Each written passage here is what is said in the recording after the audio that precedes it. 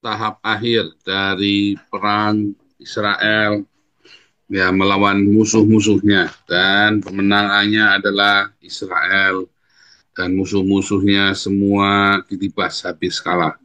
Jadi pakaiannya barter dengan emas, ya, mata syariah, ekonomi syariah. Nah, itu yang terjadi. Dan kalau hari ini terjadi perang semua ya, tapi ya, Houthi sudah babak belur ya, Lebanon sudah babak belur, Syria sudah babak, udah selesai saudara. Iran sudah babak belur ya. Amerika sama Donald Trump tinggal ketawa-ketawa, sementara Indonesia masih masturbasi saja ya. Masih menyangka bahwa wah Israel kalah, Israel begini. Hari ini Benyamin Netanyahu-nya ada di Washington lagi minum kopi sama Donald Trump ya. Jadi apapun ya, kalau kita melihat seperti nubuatan Nabi 26 tahun 2023 bahwa nanti 2024 dan seterusnya dunia itu tenang, aman, damai. Tapi Indonesia malah chaos. Ya, lalu bagaimana caranya untuk mengobati? Hanya dengan bersahabat dengan Israel. Kalau Indonesia tidak bersahabat dengan Israel, dunia akan terus chaos. Indonesia akan terus chaos.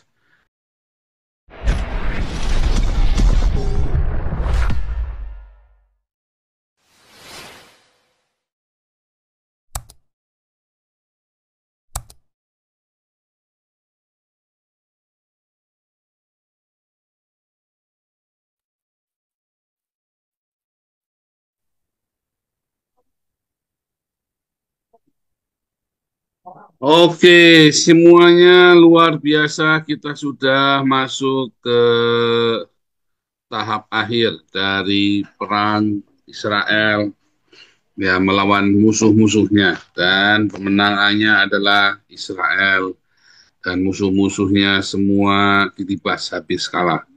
Ya, kalau di waktu kemarin kita sudah banyak membahas, ya, banyak sekali kita bahasan tentang Israel, dan intinya adalah perang ini adalah bukan perang Hamas melawan Israel, bukan perang Iran melawan Israel, tapi perang Islam melawan Israel, ya, di mana orang-orang Islam diwakili oleh Iran dan Hamas, Houthi, Hezbollah, dengan segala jargon-jargon agama untuk menghapuskan orang-orang kafir Yahudi. Dan orang-orang Israel menggunakan jargon-jargon dari Alkitab untuk melawan musuh-musuhnya, siapapun yang menentang keberadaan Israel. Dan kita update kembali bagaimana perkembangan politik internasional adanya BRICS, ya, bahwa ternyata BRICS ini berkali-kali berusaha untuk mematahkan dominansi Amerika dengan sekutunya, namun gagal. Lalu kemudian Indonesia seperti biasa ya masturbasi untuk mencoba me, mengecilkan Amerika dan membesar-besarkan BRICS.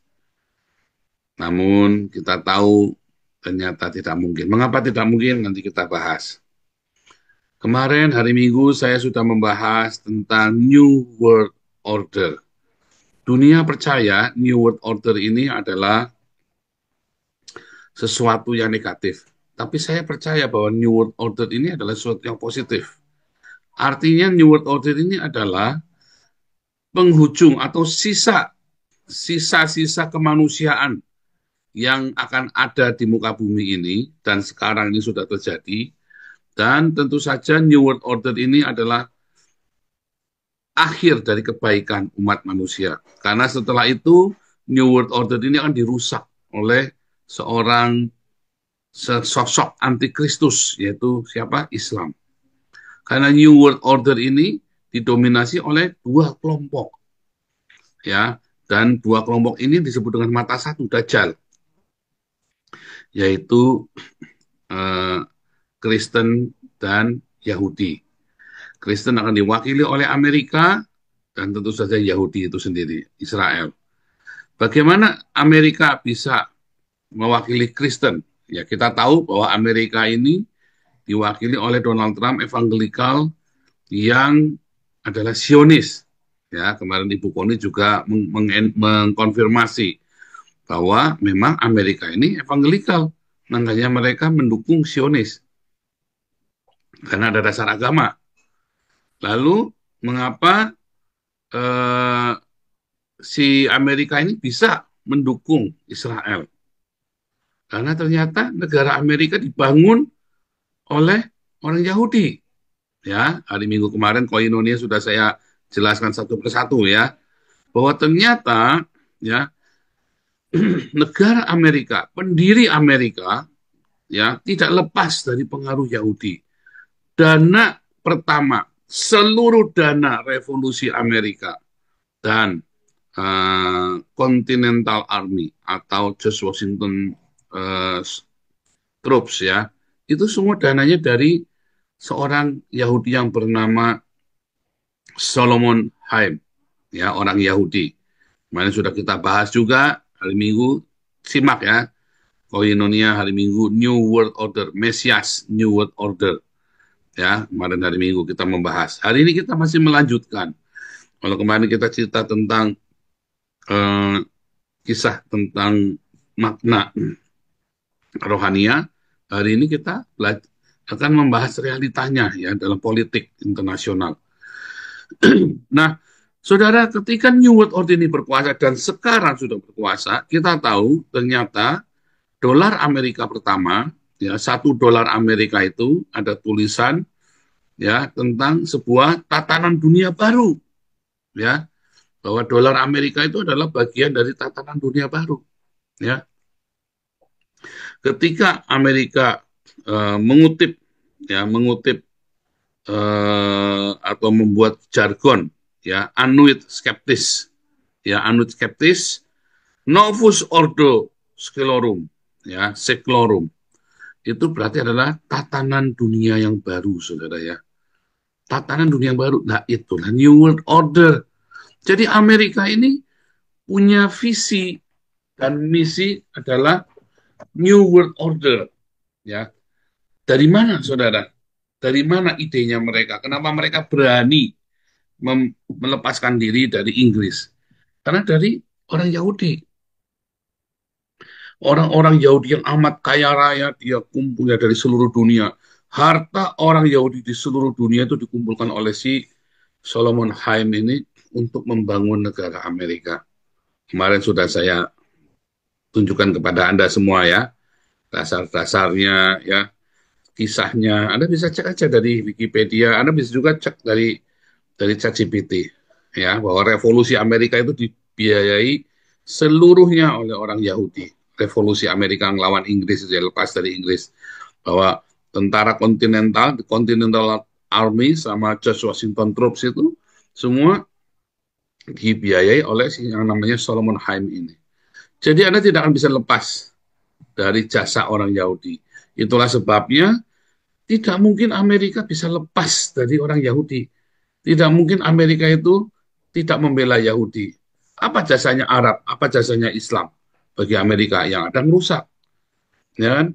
Tanpa Amerika, Arab tidak makmur seperti sekarang justru, saudara. Karena ada teknologi kilang minyak itu, ya justru makanya Arab itu bisa makmur.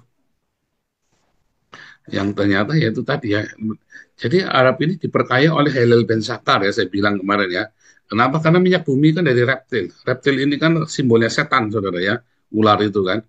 Jadi dari ular-ular yang mati, reptil-reptil yang mati ini kan di masa di zaman dulu itu adanya minyak bumi. Nah itulah Halil Ben Sakar, saudara, dari Hades. Ya, jadi yang membuat Arab Saudi kaya ini, yang membuat seluruh negara-negara Islam ini menjadi kaya adalah Hades, saudara ya. Wah, luar biasa ya, saudara ya. Dan minyak bumi ini yang merusak polusi dunia ya, saudara ya. Yang merusak, disedot dari Hades, dikeluarkan dan akan merusak dunia.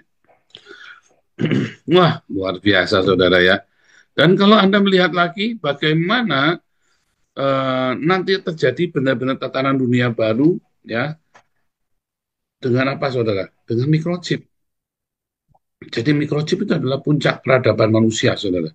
Kamu tidak perlu pasang, tidak perlu apa namanya, tidak perlu datang ke dokter untuk cuman periksa gula darah, ya periksa jantung, periksa, nggak perlu saudara. Kamu cukup pasangin chip di dalam tubuhmu, maka detak jantungmu, gula darahmu, kolesterolmu, kadar trigliseridmu, kadar semua yang dibutuhkan, ya, ya, jumlah sel kanker dalam tubuhmu, bisa dihitung semua saudara dengan microchip ini. Kamu punya uang, kamu transaksi hanya cukup dengan microchip. Tidak ada yang salah dengan microchip, saudara. Justru itu adalah puncak peradaban dan itu akan dicapai. Tapi yang salah adalah kemudian orang-orang Islam mengharamkan microchip ini. Karena diharamkan, akibatnya apa saudara? Akibatnya dibajak, hancur-hancuran. Nah, jadilah itu ya, zaman antikristus. Zaman di mana microchip nggak boleh dipakai, mata uang tidak boleh dipakai, yang boleh dipakai hanya barter dengan emas, ya, mata syariah, ekonomi syariah. Nah, itulah yang terjadi. Dan kalau hari ini terjadi perang semua ya tadi ya, Houthi sudah babak belur ya, Lebanon sudah babak belur, Syria sudah babak, udah selesai saudara. Iran sudah babak belur ya. Amerika sama Donald Trump tinggal ketawa-ketawa, sementara Indonesia masih masturbasi saja ya. Masih menyangka bahwa wah Israel kalah, Israel begini. Hari ini Benyamin Netanyahu-nya ada di Washington lagi minum kopi sama Donald Trump ya. Jadi apapun ya kalau kita melihat seperti nubuatan Nabi 26 tahun 2023 bahwa nanti 2024 dan seterusnya dunia itu tenang aman damai. Tapi Indonesia malah chaos. Ya, lalu bagaimana caranya untuk mengobati? Hanya dengan bersahabat dengan Israel. Kalau Indonesia tidak bersahabat dengan Israel, dunia akan terus chaos. Indonesia akan terus chaos. Dan ya sudah, kalau Prabowo terlambat, ya bubar. Nah, bagaimana supaya jangan bubar? Supaya jangan bubar. Supaya jangan chaos. Kita kasih makan. Kalau bubar sudah pasti bubar, saudara. Kita kasih makan Indonesia melalui Yayasan Damaris. Ya, melalui Yayasan Damaris kita kasih makan Indonesia. Saya kasih ini dulu ya, saudara ya, sedikit. Ini aktivitas Yayasan Damaris kita kasih makan. Kenapa? Kalau perut yang lapar tidak mudah dihasut, saudara ya. Kalau perutnya lapar itu mudah dihasut, kalau perutnya kenyang nggak mudah dihasut, ya. Sehingga orang-orang tahu mereka ingin punya dignity, ya, punya harga diri ketika mereka sudah kenyang. Kalau lapar, yang penting makan dulu, ya. Nah, ini ya.